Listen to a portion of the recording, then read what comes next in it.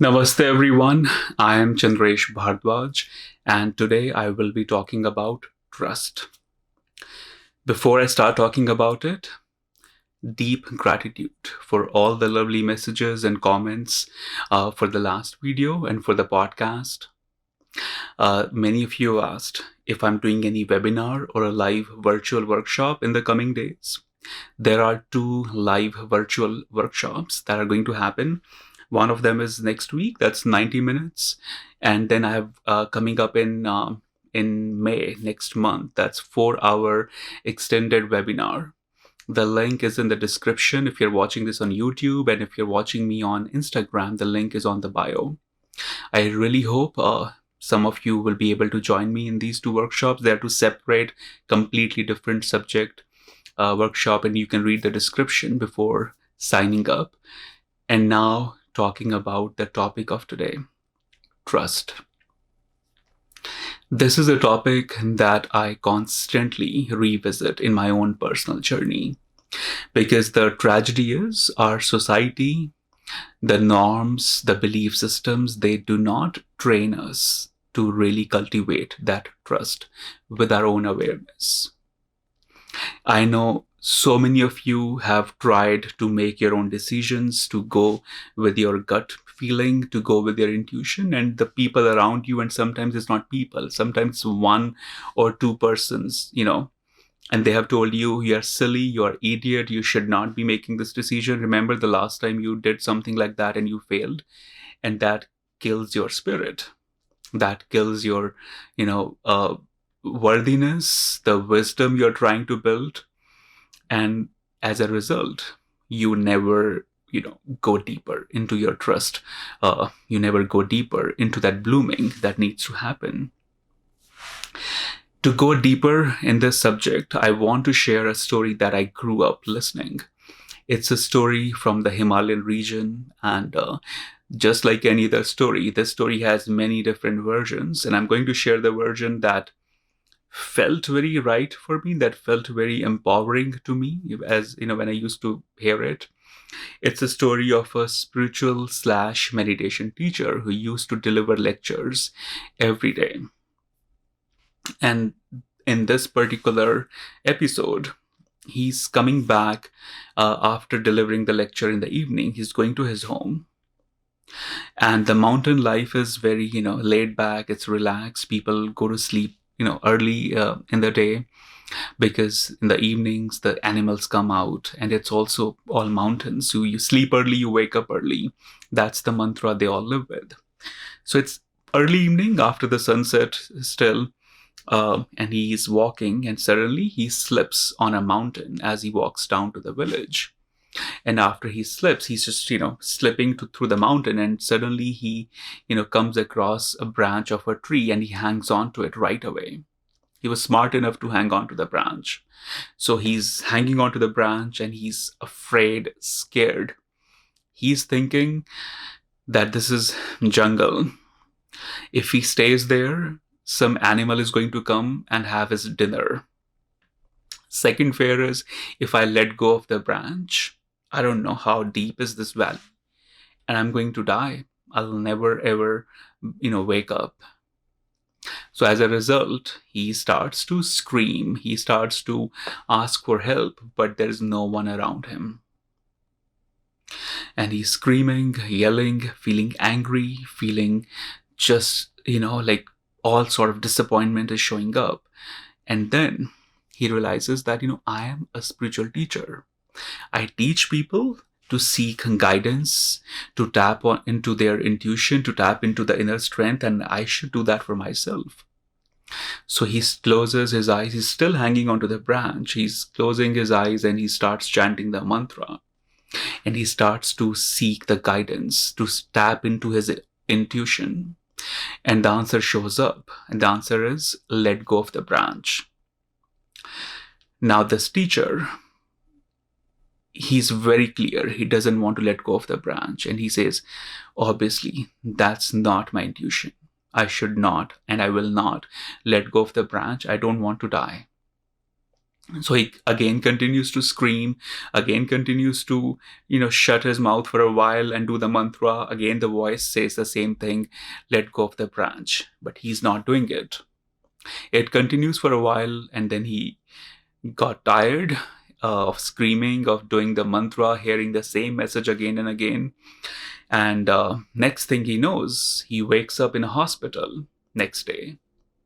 He's half paralyzed, and his family sitting around him. And he looks at them. The family members are relaxed, happy that he's alive, but they're sad because he's half paralyzed. And the doctor says, we'll give some treatment for next few days. Hopefully, he'll be able to walk. And thankfully, he's able to walk. In different versions of the story, he's dead already. But I was like, if I narrate this story, I'm going to give him a second chance. So he got a second chance in this story. So he's awake, he's alive, and he tells his family that I'm so glad I didn't die. I was hanging onto the branch, and the valley was so deep. Uh, and I'm glad I'm able to talk. And I hope this, the half paralysis will go away. And the family says, there's no physical injury in your body. And the doctor said there's more of trauma and fear in your brain that, manifested this, like that made you paralyzed. And he's like, no, there must be some physical injury. And the family's, no, there's no injury. Anyway, this goes on, and after a few weeks, he's fine. And the first thing he said, he said, before we go home, I want you to take to the place where I fell, because you're not believing me. There was a deep valley there, and I could have, died. I think some divine intervention saved me. So they all go with him, and he shows them that tree. And guess what? When he was hanging onto the branch, he was only 1 feet above the ground. So the voice that was showing up, let go of the branch, it was not a wrong voice. It was absolutely right. His intuition was telling him, let go of the branch. You're only, you'll be fine. Now, let's not judge this spiritual teacher, because we all know, we all have, been through this path. And many of us, even right now, we are hanging on to these branches and not ready to let go, even if the voice is clearly telling us, let go. We are not doing that. Why do we not trust our own voice? Why it's so difficult to let go of the branch? Because one of the reasons is, as I said, there's that one person or handful of people who tell you that you're not worthy, you don't know what you're doing, and you believe that voice, and you never end up taking the next step. You never end up trusting your own voice. And now with the social media, many of you try to do something creative on social media, and if you get one negative comment, you're like, okay, this is it. I'm not going to attempt this again. But life is not designed to thrive in this manner. Life is designed to go through all experiences. And trust is one important dimension of your spiritual awakening. You cannot expect to be spiritually awake without cultivating your relationship with that trusting, ability. Trust is very important factor for your healing. If you want to heal, you got to trust. But we have our own narratives, we have our own conditioning, our own suppression, our own programming, which limits, which stops us to trust. And that's exactly why I'm making this video. I want you to start paying attention to all the areas where you're not able to trust your own inner voice. And then I want you to start taking the actions, start making the conscious choices and taking the conscious actions toward trusting that voice. Now, it's very much possible that when you trust your voice, you may fall, you may get hurt, you may get a little bruised, and that's absolutely okay. It's never ever, the path is not designed this way that if you trust, life is going to be perfectly smooth. It's never ever meant to happen that way. When we trust, the point is to cultivate your relationship with your awareness. The point is to bring that wisdom, that higher awareness right here, right close to your heart. When I work with my students, this is one of the first things that I start to do with them, that you should not be depending on my voice, on my advice constantly. My job is to empower you so much spiritually that you start to listen and trust your own inner voice. That's the purpose of spirituality. That's the purpose of the meditation. Now, there are many ways of cultivating this trust. I want to share, few more ways. One of them is making a certain distance with all the external voices that you're depending upon for a day-to-day guidance. That could mean not obsessing with the self-help spiritual books. That could mean not watching every YouTube video out there. That means not listening to every podcast that's out there.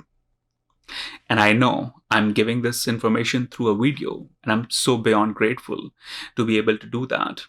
But if you have been my student, you know me very well that I must have told you at some point, stop coming to my classes, stop attending every retreat that I'm doing, stop listening to every podcast that I'm putting out there. Or you could listen, but do not binge on it in a way that it takes away your own inner voice. And I know many people are listening to multiple teachers. Many people are listening to multiple voices, and that takes away your own inner experience. Spirituality is a borrowed wisdom. It becomes your own when you really start to hustle with it, when you start to experiment with it. Otherwise, it will always remain an external voice guiding you. Okay? And that brings me to the second point. Let go of the guided meditations, especially if you have been doing them for a couple of years. Guided meditation is a great way for someone who has never meditated and they need a certain kickstart. Guided meditation is also a great way to, have a certain reference on and off. But it's not good when you're every single day depending on them. The books that you are seeing behind me, they all are Sanskrit books of tantra. I do not binge on them. I do not read them every single day. I tap into their wisdom when I need to consult these wisdom books for a certain case, for a certain client, situation. And then I would consult my guru. I would consult these books and have plenty of other books, but they are not the ones that I'm blindly diving into. And all the modern self-help books, I used to read them a lot at one point, and I stopped reading for only one reason, that I lost my own voice in that whole process. And I started tapping into the voice of my favorite teachers, and I knew I had to step back. And I have to devote my energy, my strength to my guru so that I can cultivate the spiritual strength every day in every way possible. And my suggestion, request to all of you is, this is an important sacred time to cultivate your trust with yourself. If you don't do it, you'll miss out on certain important lessons that you have to go through on your own. There are certain decisions that are waiting to happen. There's blooming that's waiting to happen. There's a volcano waiting to erupt. And it can only happen if you start to understand and trust the language of your awareness. Otherwise, it's all a wishful thinking, and we can keep using spiritual words and keep exchanging the meditation wisdom, and it's not going to bring any transformation. The transformation works when you put these lessons into action.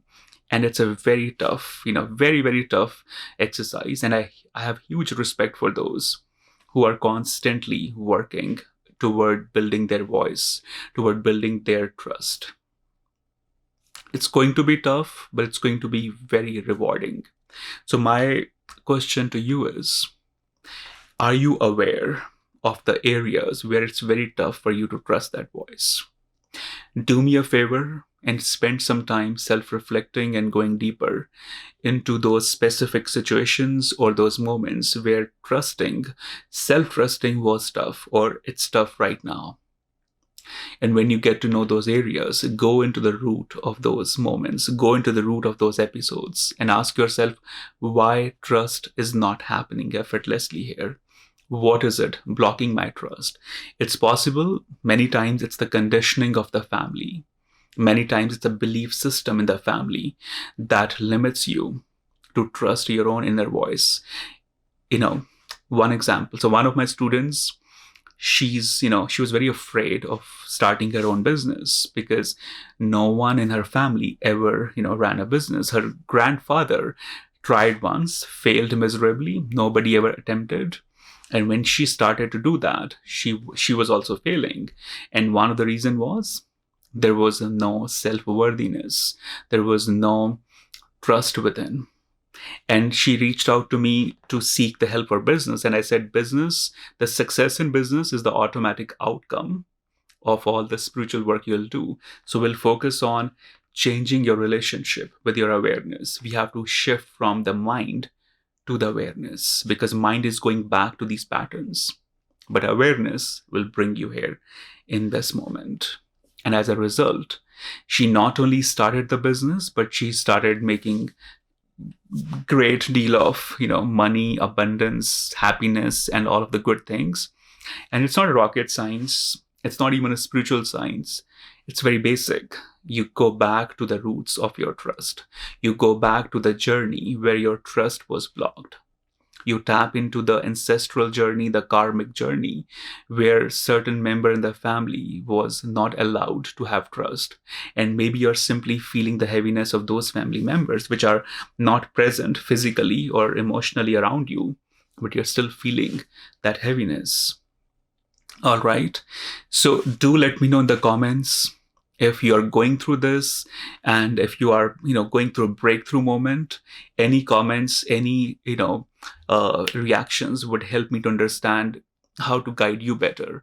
And trust me, your comment helps a lot of other listeners. So do share in the comments. And if you're watching me on YouTube, do subscribe, because I had this channel 10 years ago and I was not disciplined enough to maintain it, but now I'm trying to cultivate the discipline. So please do subscribe, and yeah, see you in the next video. Thank you.